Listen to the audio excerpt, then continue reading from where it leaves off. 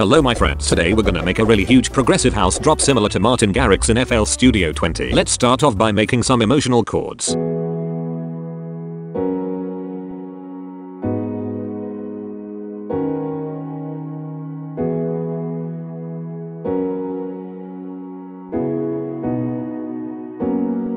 Now let's make a nice melody on top.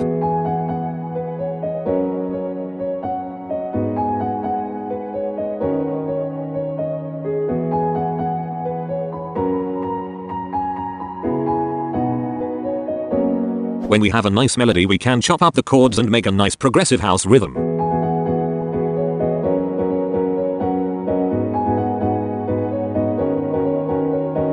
Now that we have a nice melody, we can start on building the drop. We're gonna begin by making a very big and crisp lead. Let's start with a nice layer playing the lead melody.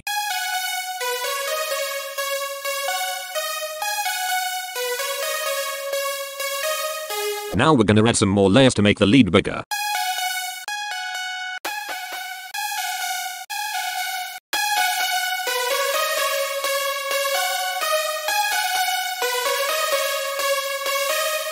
Now my friends, we're gonna add some mixing effects to make the lead more powerful. We want to make the lead as big and energetic as humanly possible, but we don't want it to be harsh and fat like a future bounce lead. We want it to be light and airy. We'll start off by adding a reverb. Then we'll add compression using OTT. Then an EQ removing some of the harsh frequencies created by the OTT. Some distortion and compression with Camel Crusher. A second EQ. A Soundgizer for some bigness. Then distortion using Fruity Fast Dist. Another EQ. And lastly a Fruity Stereo Shaper to make the lead a bit wider. This is what the lead sounds like without the mixing effect. And this is with. Let's also add some sidechain for the lead. We'll use a bit less sidechain for the lead and the rest of the drop elements to make the lead clearer in the mix. To make the lead even bigger, we're gonna add a white noise layer on top. This is without the white noise. And this is with. Now my friends, let's make a nice bass line. But first, I would truly appreciate it if you subscribed and turned on post notifications. Alright guys, we'll start with the serum layer playing the bass line.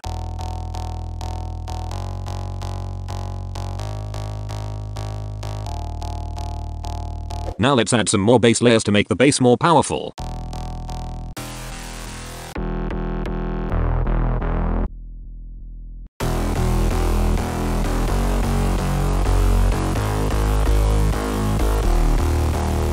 When it comes to mixing the bass, we want to push it really hard, but also lower a lot of the high frequencies so it won't clash with the lead. Let's start off by mixing the mid bass. We'll begin with an EQ removing quite a bit of these lead frequencies. Then we'll push it really hard with an OTT. Then another EQ removing even more highs and high mids created by the OTT. Some distortion and compression using Camel Crusher. An EQ. A Soundgizer to make it fatter. And lastly a couple EQs to add some finishing touches. This is what the mid bass sounds like without the mixing effects.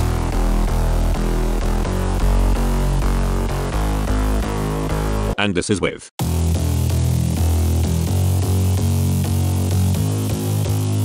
Now guys, let's quickly mix the sub bass. We're gonna take it from this without the mixing effects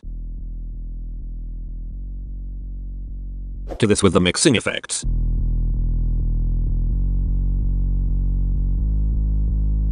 To achieve that, we're gonna add distortion with Fruity Fast Dist, compression using OTT, a Soundgizer, and an EQ removing the highs and mids. Now let's add some sidechain for the bass. Since the bass has a lot of low frequencies, we'll keep the sidechain at 100% so that it won't clash with the kick.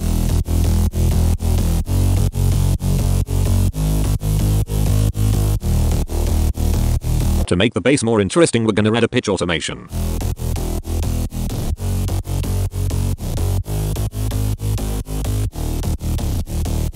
This is what we have so far guys.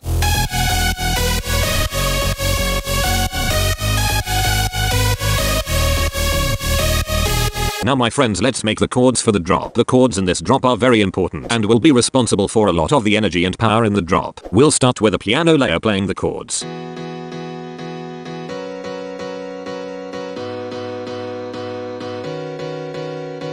Then we're gonna add a couple synth chord layers to fill out the drop a bit.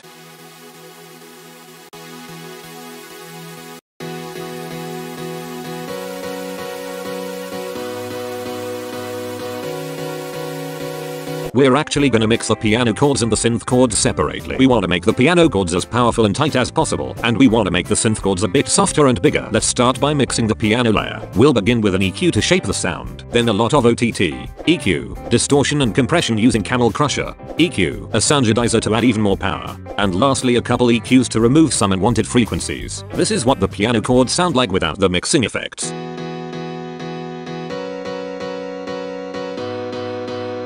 And this is with the mixing.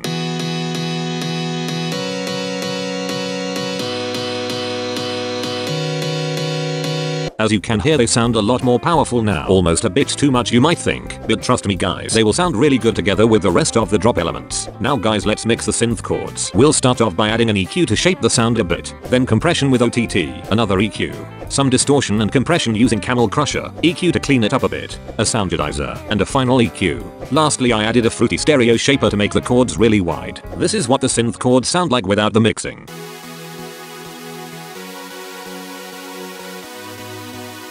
And this is with.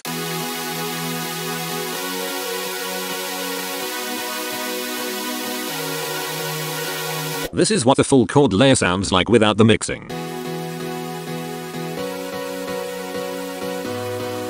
And this is with.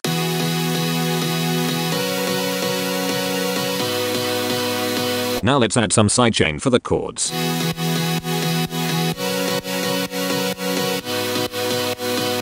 This is what the chords and bass sound like together guys.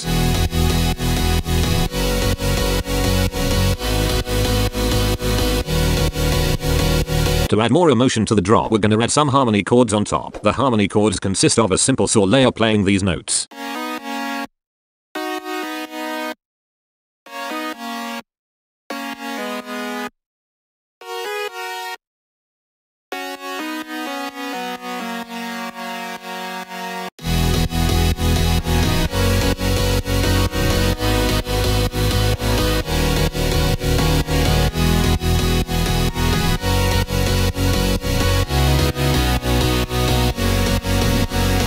I always try to find ways to add harmonies into my drops as they add a lot more depth and emotion, which is very important. Now my friends, let's quickly make a nice drum patch. First we'll add a kick. Then some rides and drop claps to add some energy to the drop. And some regular claps.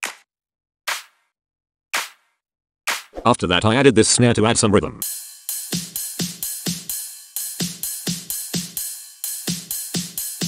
And this snare fill. Then a couple atmosphere samples.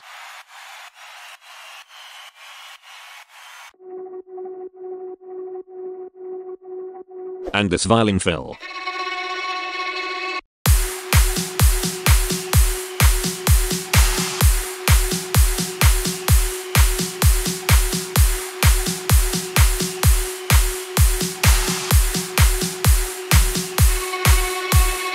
Alright guys, that was all of the elements of the drop, but before I show you the result, I would sincerely appreciate it if you went and checked out the sample pack. The link is in the description. Alright boys, here we go.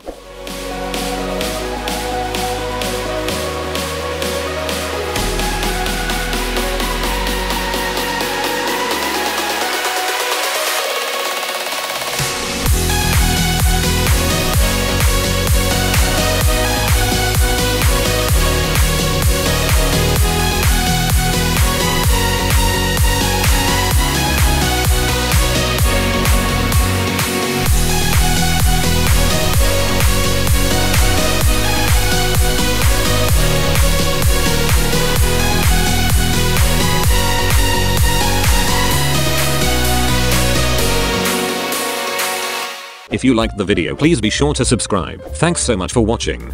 Love you guys.